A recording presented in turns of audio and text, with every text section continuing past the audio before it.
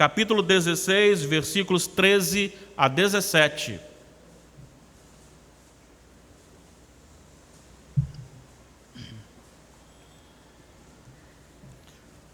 Assim está escrito: indo Jesus para as bandas de Cesareia de Filipe, perguntou a seus discípulos: quem diz o povo ser o Filho do Homem? E eles responderam: uns dizem João Batista, outros Elias, e outros Jeremias ou algum dos profetas. Mas vós, continuou ele, quem dizeis que eu sou? Respondendo Simão Pedro disse: tu és o Cristo, o Filho do Deus vivo. Então Jesus lhe afirmou: bem-aventurado és, Simão Barjonas, porque não foi carne e sangue que te revelaram, mas meu Pai que está nos céus. A nossa oração é que o Deus das Escrituras, inspirador das Escrituras, nos ilumine e nos faça modificados, transformados, mais parecidos com Jesus, diante da exposição desta palavra. Quando nós cantamos aqui hoje a segunda música dirigida pelo Ministério de Louvor, e eu fiz menção a ela logo que entrei aqui subi ao púlpito, falando então da veracidade, do poder, da glória, da promessa, da palavra do Senhor, nós então declaramos, nós fazemos então um ato de louvor e de adoração quando nós bendizemos a Deus, falando da sua soberania, do seu propósito, do seu agir soberano. E é muito interessante que entendamos esse Deus com seus atributos, esse Deus soberano, esse Deus criador, sustentador de todas as coisas, mas também é muito necessário que tenhamos uma visão plena, completa, pelo menos daquilo que Ele nos revelou pela sua palavra, de todo o seu plano redentivo, porque hoje eu quero discutir um pouquinho aqui, meditar com vocês sobre o tema: quem é Jesus Cristo para você? Quem é Jesus para você? Este é o meu tema. E a questão de eu estar aqui com esta pergunta é justamente porque muitos estão equivocadamente religiosos, pensando que vão ao céu ou para o céu, devido a acreditarem em Deus. E nós temos diante disto uma sociedade que implanta agora um sistema que, de certa forma, ele é totalmente contrário à palavra do Senhor, chamado de corretamente ou politicamente correto. Ou seja, você não pode tratar com exclusividade ou ter apenas um ponto exclusivo da verdade, mas você tem verdades, um relativismo, aquilo que para um é verdade, do outro já é outra verdade, do outro já é outra verdade. E nós precisamos então, mais do que nunca, tratar deste tema, reforçar isso no nosso coração e transformando-nos dia após dia dentro do propósito do nosso Deus, para a glória dele. E se você observar em 2 Coríntios 4, no versículo 5, ou melhor, no versículo 4, você encontra: nos quais o Deus desse século cegou o entendimento dos incrédulos, para que eles não resplandeça a luz do evangelho da glória de Cristo, o qual é a imagem de Deus. O que Paulo está dizendo aqui é que existe um domínio das trevas. Claro, não foge, ele não é, embora haja uma batalha espiritual, mas ele não é uma batalha de igual para igual, ele age apenas dentro daquilo que Deus permite, dentro de um propósito de Deus, mas há o príncipe das trevas, e este príncipe das trevas cegou o entendimento de todo ser humano para tudo aquilo que é de Deus. E se nós observarmos a reação do homem, não tem a ver muito com os acontecimentos, tem a ver simplesmente com uma rebeldia contra o Senhor.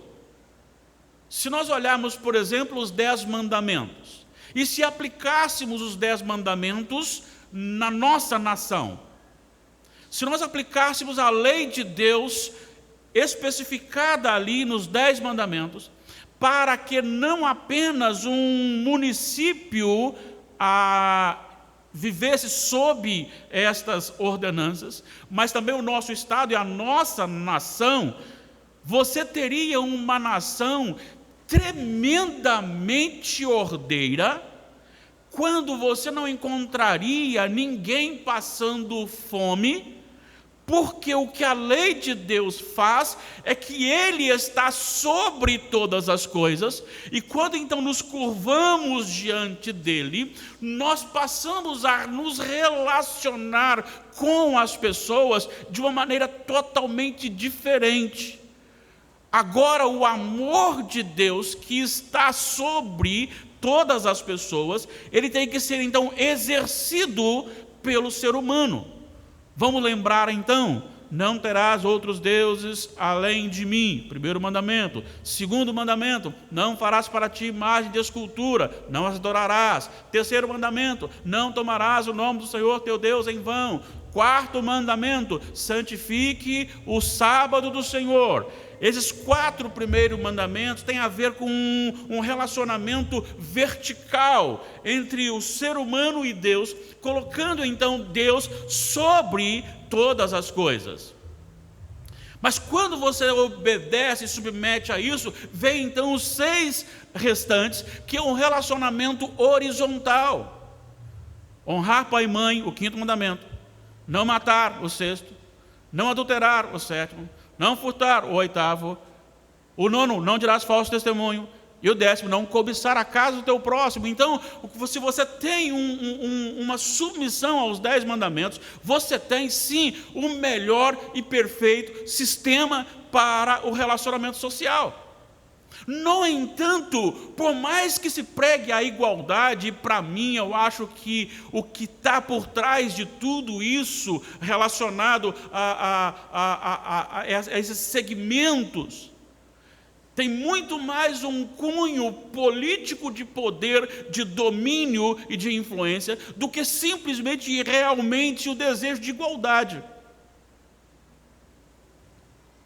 Quando nós olhamos para o ser humano ele não quer realmente a paz, ele não quer realmente o bem do outro, mas ele se levanta e ele se manifesta contra tudo o que se diz Deus e todas as ordenanças do Senhor.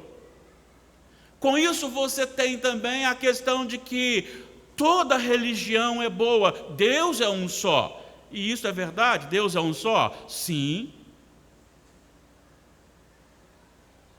A grande questão é que as religiões que também colocam Deus como um só, a maioria delas está trazendo um outro que não seja Jesus.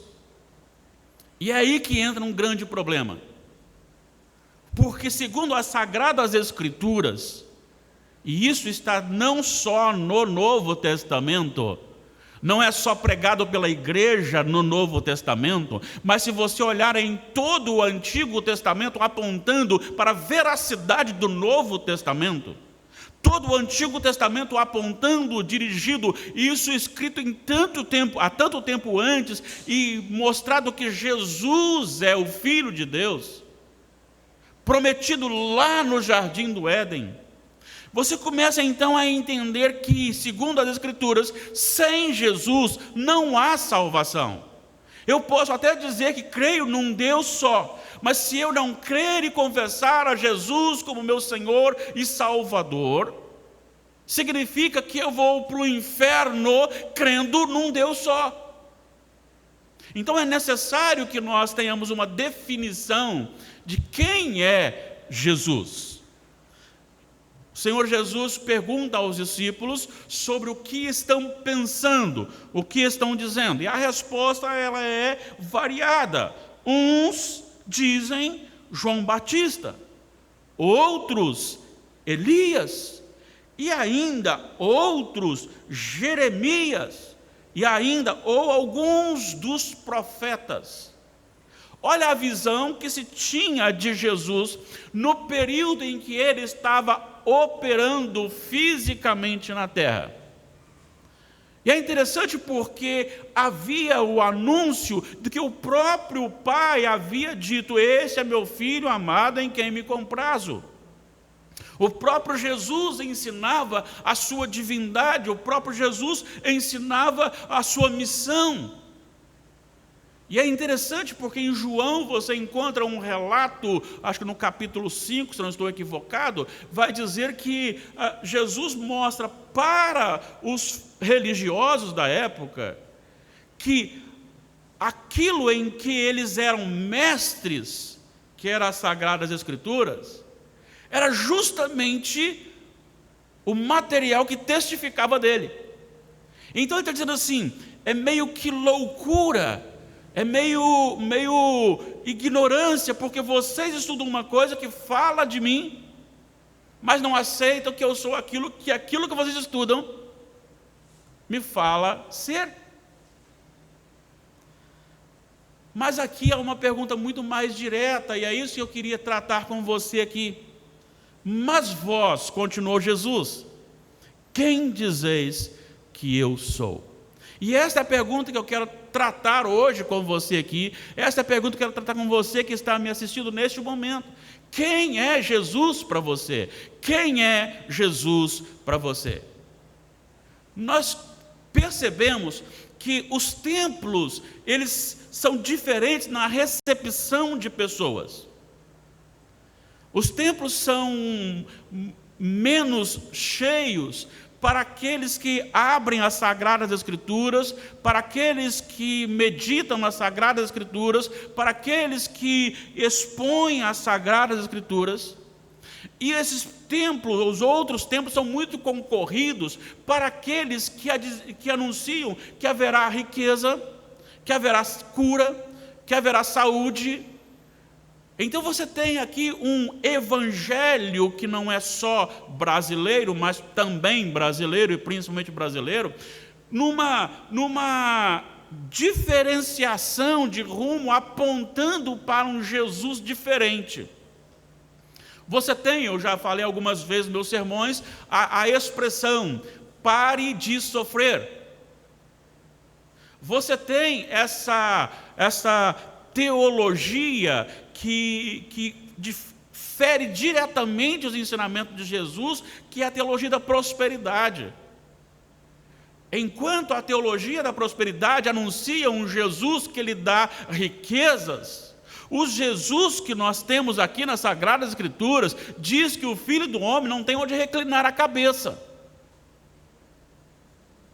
E nós precisamos então entender qual é esse Jesus e quem é esse Jesus para nós. Pedro responde dizendo: tu és o Cristo, o Filho do Deus vivo.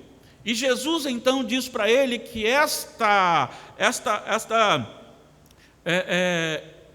confissão pública não é algo que nasceu no coração de Pedro por um relacionamento com Jesus no dia a dia, mas é algo que veio de Deus para o seu coração, porque somente quem é direcionado por Deus pode fazer uma confissão dessa.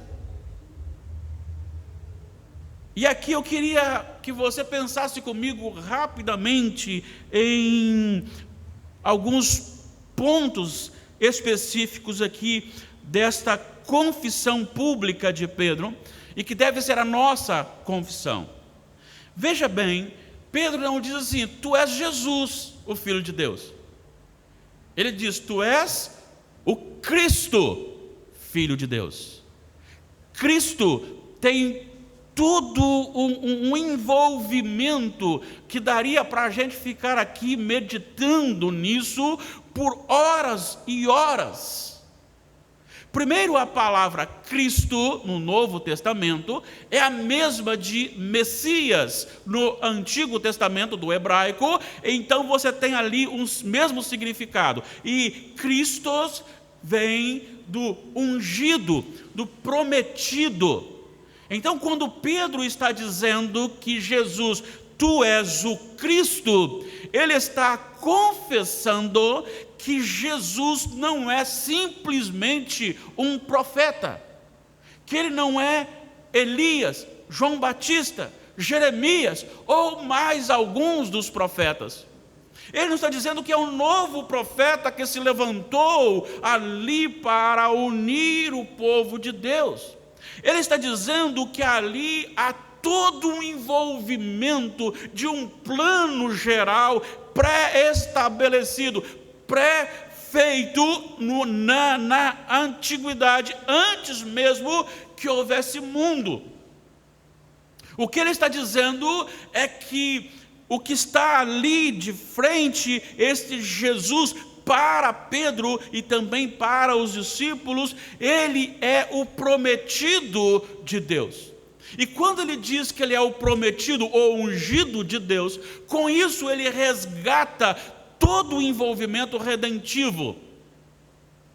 E dentro desse momento redentivo, uma das coisas que Pedro está falando aqui dentro da palavra Cristo é que o ser humano não tem nenhuma possibilidade de chegar a Deus novamente por si só. Porque se é este prometido, e este prometido então refere-se lá a Gênesis 3,15, significa que a maldição da queda e do pecado tomou conta do homem e ele precisa de alguém, ele precisa de um Salvador, ele precisa do enviado de Deus. Porque a palavra de Deus ali é justamente esta, para Satanás: porém inimizade entre ti e a tua descendência, entre ti e a mulher, entre a tua descendência e o descendente da mulher. Ou seja, ele lhe ferirá a cabeça e tu o seu calcanhar. O que ele está dizendo ali é a derrota daquele que se rebelou contra Deus e que induziu Adão e Eva a tomarem a mesma decisão de se rebelarem e quererem ser iguais a Deus. O mesmo pecado no coração daquele anjo que caiu, ele foi agora colocado, de certa forma induzido, e aí então assumiu no coração de Adão e Eva o mesmo pecado. E este pecado gerou com isso a morte, porque antes de Eva ser feita, Deus falou com Adão e disse: eu lhe dou uma ordem, se você desobedecer, você morre. E no momento em que os nossos primeiros pais desobedeceram ao nosso Deus, eles morreram do seu relacionamento com Deus e também biologicamente passaram a ser passivos da morte. Eles, a primeira coisa que fizeram foi se esconder de Deus. Agora já não há mais prazer na presença do Senhor. O homem agora, a única coisa que tem no seu coração, a única coisa que gera no seu coração ações de vontade e de realizações, são ações das trevas. Lembra que eu li no início aqui, 2 Coríntios 4:4, o Deus desse século cegou. Por que então que o mundo não se adere às leis de Deus para o relacionamento social? Se é perfeito, e é perfeito. porque são inimigos de Deus. O Senhor Jesus disse isso em João capítulo 15, versículo 18: se o mundo vos odiou, saibam que primeiro odiou a mim. A grande questão nossa aqui na terra não tem muito a ver conosco, tem a ver com o Senhor Jesus, tem a ver com Deus.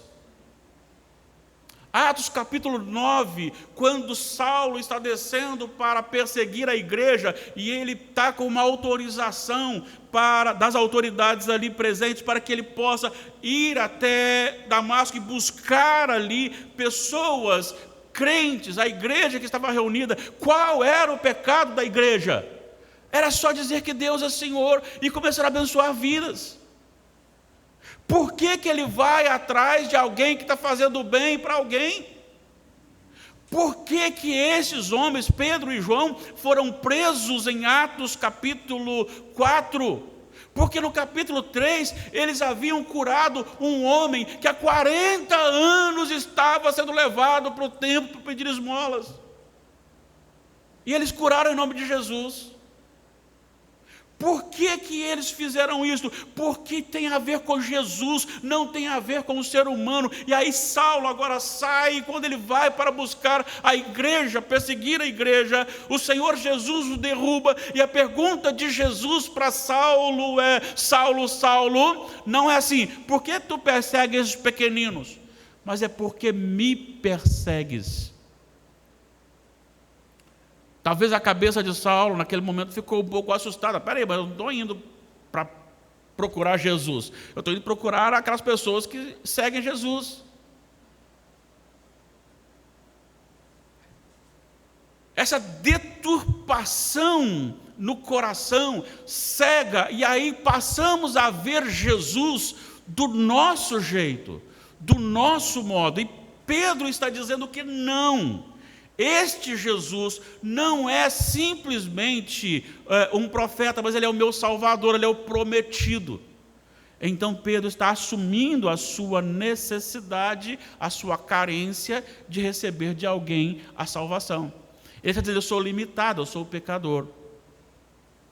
E é interessante porque em Lucas nós temos o cântico de Maria, e Maria declara publicamente a sua pecaminosidade. Maria diz assim: eu me alegro em Deus, meu Salvador. O que ela está dizendo ali é que ela também, juntamente com todos os outros, desde Adão, precisavam de um Salvador. Então ela também é pecadora e carece de Jesus, o Cristo.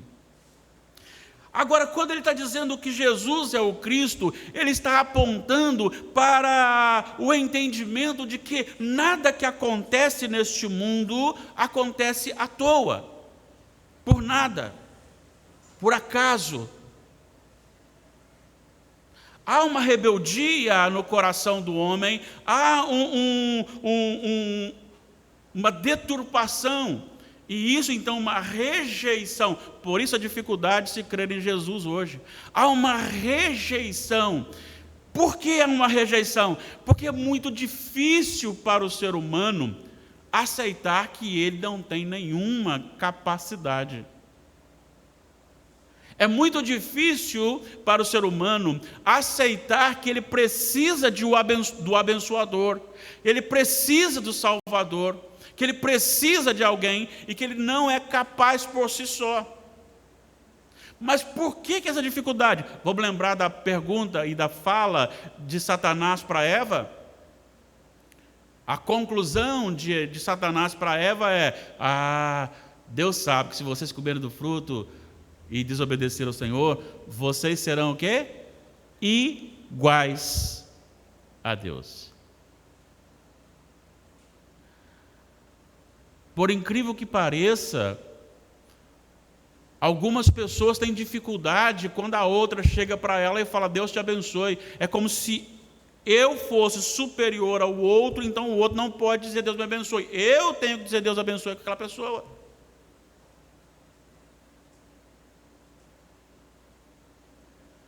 Vivemos um período tão complicado que os filhos já não têm mais aquele hábito de chegar perto do pai e pedir bênção. Os pais já não se importam em abençoar os seus filhos. Nós acabamos de cantar Deus da aliança, Deus da promessa, e nós precisamos crer nisso. Os nossos filhos precisam ser criados à luz das Sagradas Escrituras. Sim, os pais são autoridades e precisam abençoar os seus filhos. Mas a cultura, vai transformando e cada vez o homem mais distante da vontade de Deus. Nós não queremos aceitar que Jesus é a única solução. Tem mais alguma solução. E talvez nós encaramos Jesus de algumas formas, como só o Salvador, mas não o Senhor. Isso se dá ao fato daquela pessoa dizer o seguinte, que eu até preciso de Jesus para ir para o céu, mas Jesus não pode dominar a minha vida. Afinal, eu tenho que ser feliz.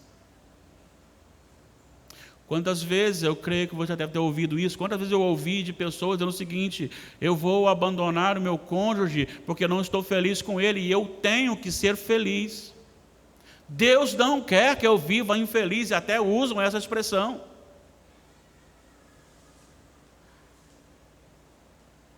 Então eu quero Jesus como meu Salvador, mas quando Jesus diz lá assim, o que Deus uniu não separe o homem, não, aí eu não quero. Então é um Jesus no meio da igreja evangélica diferenciado, que apenas me oferece um contato com Deus, mas não tem autoridade sobre a minha vida, e não pode ter sobre a minha vontade. Para outro, esse Jesus não passa de um curandeiro, e que é buscado a cada momento de crise, em que eu estou enfermo, então eu oro para receber esta cura, ou vou a uma igreja para que orem por mim, para que eu receba a cura. Para outros, Jesus parece mais uma financeira, pronto para lhe liberar um valor.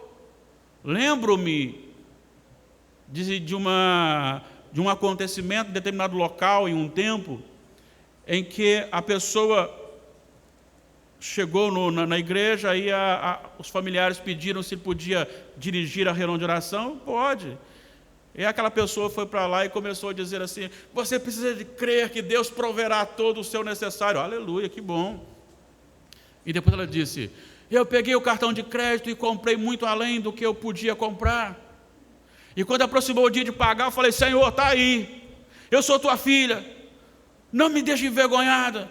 E o Senhor mandou uma oferta justamente para pagar aquele cartão de crédito. Irmãos, isso não é amém, aí é misericórdia, porque Deus não cuida daquele que não sabe administrar. Pelo contrário, o Senhor Jesus falou, vai construir, vai usar cartão de crédito. Se você vai construir, senta e mede. Vai usar cartão de crédito, meça primeiro o que você tem para gastar. Jesus não é uma financeira para lhe oferecer sempre a solução para o seu problema financeiro. Jesus não é aquele que vai acabar com a pobreza. Às vezes nós cremos que o Evangelho é o Evangelho da cesta básica. Às vezes cremos que o Evangelho é o Evangelho da ação social, mas não é. O próprio Senhor Jesus disse, vós tereis os pobres sempre convosco. Para não pensarem que eu estou aqui dizendo que você não possa servir o pobre, pelo contrário, a palavra de Deus diz que você tem que amar as pessoas que precisam, ajudar, mas é uma questão de natureza, mas a função principal da igreja não é essa. Então, Jesus não é aquele que sai distribuindo cestas básicas, não é esta a função do Cristo. Quem é Jesus para você? Será que realmente Jesus é o Cristo? E então, quando Pedro diz isso, e eu quero lhe chamar então a esta verdade, esse é o Jesus das Sagradas Escrituras. É o Jesus que veio para vir de encontro à nossa pecaminosidade. É por isso que ele foi rejeitado. Ele diz assim: veio para o que era os seus, João disse isso, mas os seus não o receberam. É por isso que ele diz no capítulo 3 de João 17, 18, falando para Nicodemos ainda, porque ali ainda está no diálogo de Nicodemos, ele vai dizer o seguinte: a luz veio ao mundo, mas os homens amaram mais as trevas, porque suas obras eram más. O Senhor Jesus veio de forma totalmente contrária à lógica mundana, à lógica deste mundo, desse século. O Senhor Jesus veio como o prometido de Deus, e assim como eu falei no sermão anterior, assim como eles esperavam ele nascer no palácio, ele nasceu numa manjedoura. Assim como esperava dele um grande político de ponta para assumir a liderança da nação de Israel, ele entrou em Jerusalém montado num jumentinho.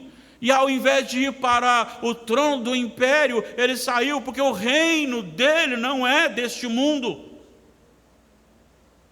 O Jesus que nós anunciamos e que nós vivemos, ele veio totalmente contrário a toda lógica. E aí enche o meu coração, porque se você observar o Sermão do Monte, você observa a ideia central do reino de Deus. Enquanto o mundo diz para você, você tem que crescer, você tem que impor, você tem que ir para frente, o Senhor Jesus diz: bem-aventurados os humildes, os mansos. A teologia anunciada, ensinada por Jesus, comparada com o que o mundo a interpreta, o mundo vê o cristão como um fracassado, porque ele não responde, ele não vai para cima, ele não derrota, ele não processa. Mas aqui Jesus está dizendo diferentemente: você não é ninguém, e ninguém é ninguém sem Jesus.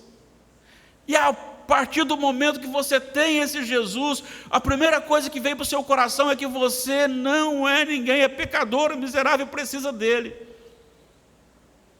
Às vezes nós encontramos pessoas buscando e dizendo o seguinte: eu vou começar a orar e jejuar para que Jesus me dê um avivamento. Li recentemente de um homem que buscava fazer isso, de um homem que chamava, apelava à igreja: que você que está sendo tocado pelo Espírito Santo, vem cá na frente, porque se você não vier, a perdição e tal, e ninguém se convertia. E ele então teve que fazer uma viagem, ficar alguns dias fora, e quando ele voltou, ele começou a pregar a palavra, e no meio do sermão pessoas se levantavam e iam à frente dizendo: eu preciso entregar-me a esse Jesus, porque eu sou pecador.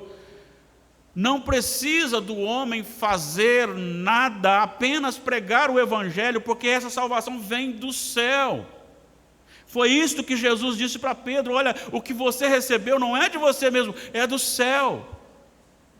O que nós precisamos dizer a este mundo é que, uma vez que nós temos o Senhor Jesus, agora nós consideramos os outros superiores a nós mesmos. Isto é dizer que este Jesus que nós servimos é o Cristo, é o enviado de Deus.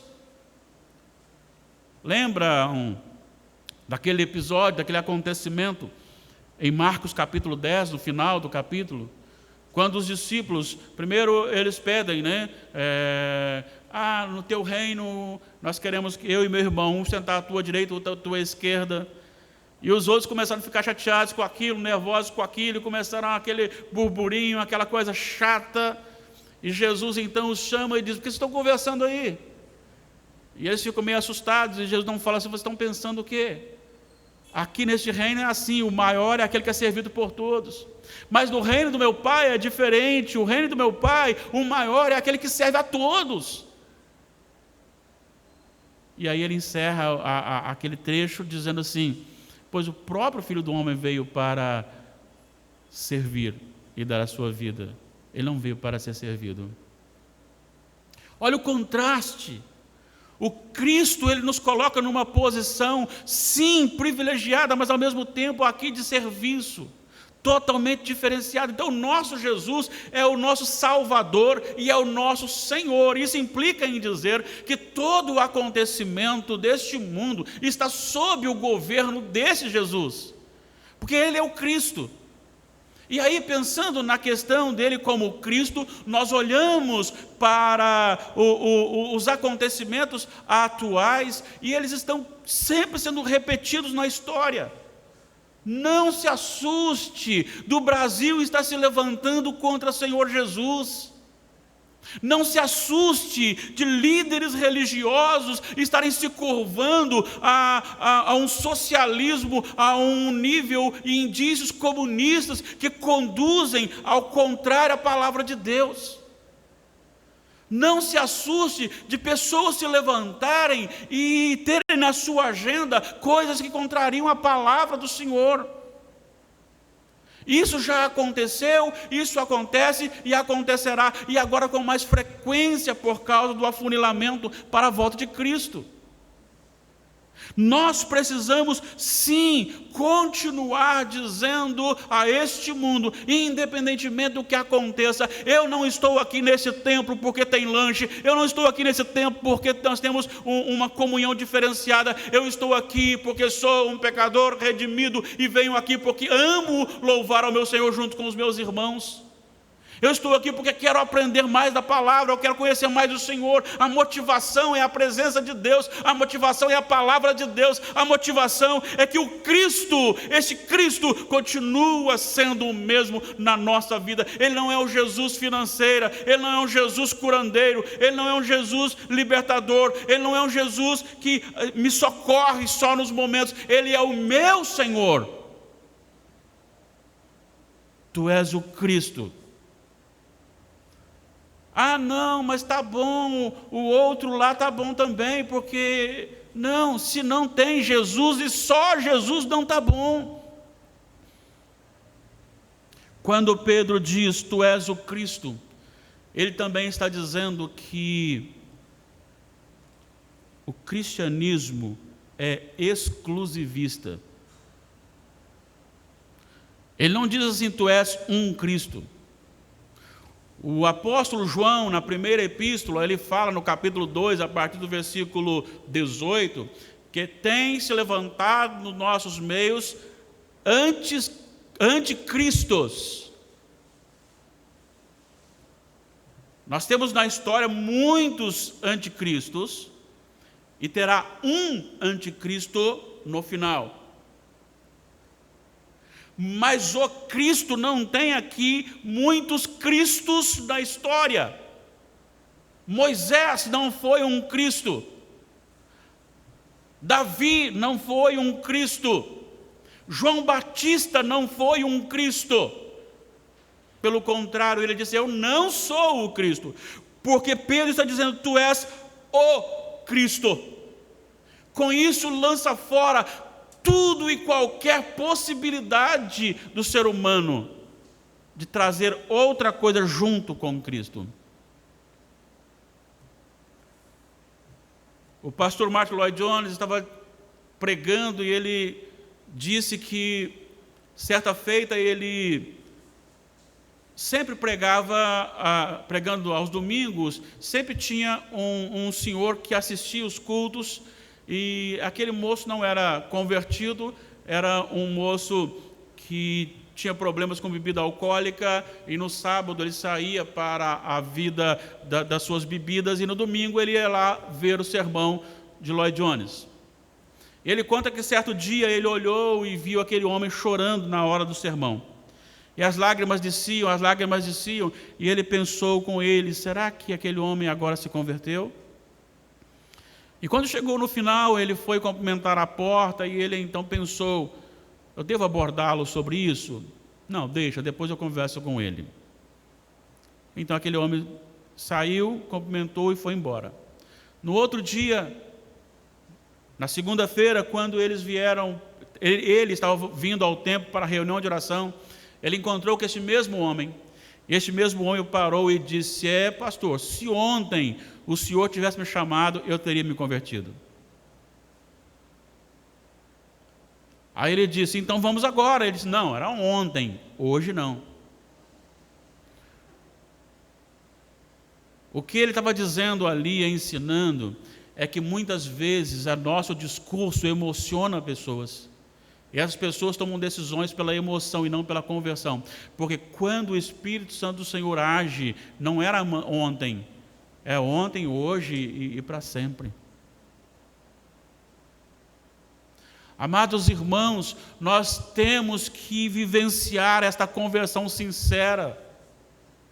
E aí então, meu amado irmão, minha amada irmã, eu não posso, neste período tão complicado da história, dizer o seguinte: é muito simples.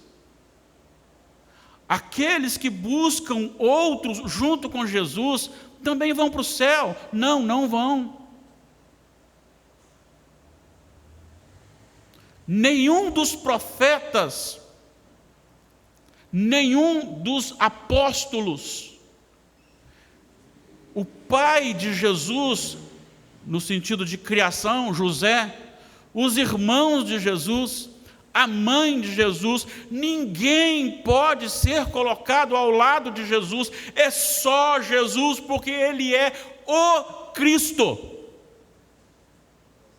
Se eu coloco mais alguém com Ele, significa que eu não tenho a salvação. Pedro disse isso Pedro disse isso, não escrevendo, mas dialogando com as autoridades, no capítulo 4 de Atos, versículo 12. Não há nem na face da terra nenhum nome dado aos homens, pelo qual importa que sejamos salvos, só Jesus. Tu és o Cristo, o Filho de Deus vivo. Quando ele diz que tu és o Cristo, o Filho de Deus vivo, ele está dizendo ainda, para a gente encerrar, que Jesus não era só um homem perfeito. Ele está dizendo que Jesus é Deus. Quando cheguei aqui, ainda brinquei sobre um hino que é bom, ainda brinquei que era triunfalista, e depois disse qual a diferença de uma heresia para um erro teológico. Uma heresia é quando eu coloco alguém no lugar de Jesus, com Jesus, ou eu tiro a divindade ou a humanidade de Jesus. Quando eu digo que eu posso fazer coisas para ganhar a salvação, tudo aquilo que eu interfiro na questão da divindade e no plano da redenção, torna-se então uma heresia. O que é um erro teológico? Um erro teológico é uma diferença na prática do Evangelho, quando um dos dois tem que estar errado e o outro certo, mas que não fere o princípio básico. Vamos aqui, a Igreja Presbiteriana do Brasil e eu, pelas Sagradas Escrituras, creio que o batismo por aspersão é o mais correto. Uma outra definição minha, por exemplo, eu sou milenista não literal. Já outras pessoas que são servas do Senhor são pré-milenistas. Um tem que estar errado. O milenista não literal é que o milênio não significa 1000 anos exatos, mas que desde o nascimento, morte e ressurreição de Jesus, nós entramos no milênio e vamos até um momento antes da volta, o retorno de Jesus. O pré-milenismo é que haverá um momento que a igreja será arrebatada e haverá paz por 1000 anos. Bom, ou eu ou eles, está equivocado. Mas isso não interfere na salvação, porque tanto eles quanto eu, como eu, cremos na salvação só em Jesus. E aí, o pré-milenista vai para o céu crendo em Jesus e eu, como um milenista não literal, vou para o céu crendo em Jesus. Isto é um erro teológico, não é uma heresia. Mas quando você coloca alguma coisa junto com Jesus, no lugar de Jesus, ou tira de Jesus a sua humanidade ou a sua divindade, então é heresia. A gente tem que ter muito cuidado e crer, e confessar e pensar qual Jesus realmente eu creio. Quem é Jesus para mim? Que cada um aqui possa dizer: Tu és o Cristo, o Filho do Deus vivo. Tu és o Cristo, o Filho do Deus vivo. E aí a sua vida aqui será diferenciada pelo fato que você não vai se importar tanto com dinheiro, não vai se importar tanto com posições. Você vai realmente se deleitar no Senhor, se alegrar no Senhor e viver para a glória do Senhor. Meus queridos irmãos, pensem nisso. Quem é Jesus para você? De que forma você tem se relacionado com Jesus? Vamos lembrar que ele disse, João escreveu: no princípio era o Verbo, e o Verbo estava com Deus, e o Verbo era Deus. Verbo é a palavra. O autor aos Hebreus chega a dizer que Deus falou de muitas maneiras aos pais, pelos profetas. No último dia nos falou através de Cristo. Cristo é a palavra de Deus. Nós precisamos conhecer mais um pouquinho as Sagradas Escrituras. Nós precisamos amar, ouvir Jesus. Nós precisamos, quem sabe, ler muitas vezes os Evangelhos para a gente entender realmente quem é Jesus. E à medida que você for lendo a palavra de Deus, você entenderá que o Senhor Jesus, Ele é o Redentor. Ele é o sumo sacerdote e é também o sumo sacrifício.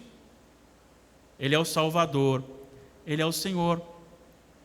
Ele é o governador, o Rei Supremo. E por mais que as nações se enfureçam e se levantem contra Ele, só Jesus é o Rei. O Senhor zomba deles, e o Senhor deu a Ele todo o governo. O trono está nos céus. Ele reina sobre todas as coisas. Ninguém pegou Jesus à força. Damares, eu, o William, eu não sei se Natália estava com a gente, mas nós visitamos por algumas vezes já a casa onde se escondia Tiradentes, ali em Minas. Por que se escondia? Porque não queria ser morto. Jesus não se escondeu, Jesus se expôs. Jesus se colocou e disse: a quem buscais? E aqueles homens, a Jesus, eu sou Jesus. Eles caíram por terra. É como se Jesus desse a mão para eles e falou: levantam, venham, eu preciso morrer. Pedro desembainha a espada, tenta defender. Calma, Pedro. A si mesmo se deu por nós. Ele não é um curandeiro. O Evangelho não é um evangelho de curas, de ausência de sofrimentos. O Evangelho é de transformação, é de regeneração. O Evangelho é fazer você viver aqui na terra com os olhos dos céus. O Evangelho é fazer você ter coragem de dizer não para esses políticos cuja agenda contrariam a palavra de Deus. O Evangelho é você dizer não para quando você receber uma proposta de ser beneficiado e, se for legal, você dizer não. O Evangelho é você chegar para aquela pessoa que é muito sua amiga e que está no caminho errado e você dizer: olha, esse caminho aí leva à perdição, Jesus pode lhe dar a salvação. Ah, mas aí eu vou perder um amigo. Mas esse Jesus que Pedro disse aqui, tu és o Cristo, ele disse: se você não me amar mais do que sua mãe, do que seu pai, do que seu irmão, não é digno de mim. Este Cristo é o mesmo que trouxe espada Não é porque ele veio para guerrear, é porque o Evangelho, ele traz luz, e ao trazer luz, ele agora faz com que o mundo se rebele contra aquele que está na luz. Quem é Jesus para você?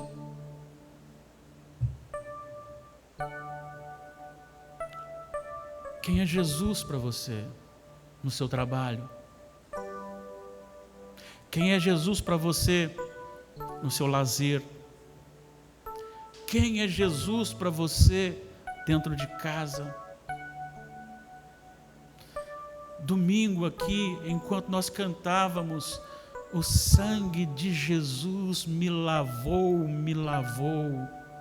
Alegre cantarei louvores ao meu Rei, ao meu Senhor Jesus que me salvou. E eu questiono por que por ser um hino do inário, pouco toca na gente com uma mensagem tão rica, tão linda.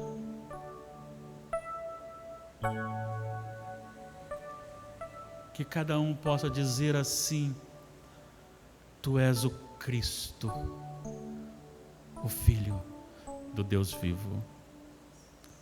Mas que não seja apenas uma confissão, que seja realmente algo vivenciado constantemente.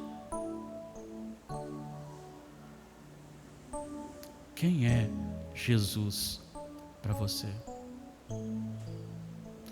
Esse Jesus prometido, disse João Batista, ele batizará com o Espírito Santo e com fogo. Com o Espírito Santo oferecendo a salvação, a regeneração, o novo nascimento. Com fogo, a condenação eterna, o juízo que será ministrado. Porque todo aquele que não crê em Jesus já está condenado, porque não crê no unigênito Filho de Deus. Que a sua resposta a essa pergunta, que a minha resposta a essa pergunta, que a nossa resposta seja sim, Tu és o Cristo das Escrituras. Tu és o Cristo, o prometido no jardim do Éden, o divulgado em todo o Antigo Testamento e o revelado no Novo Testamento. Tu és o Cristo que morreu por mim. Tu és o Cristo que viveu por mim. Tu és o Cristo que já está exaltado. Tu és o Cristo em quem também sou glorificado. Coloquemos-nos em pé.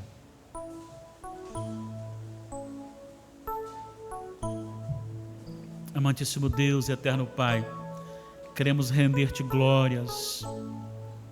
Queremos realmente, ó Pai, adorar-te, porque Tu és Deus Santo, onipotente, onipresente, onisciente. Tu és aquele que domina sobre todo o universo,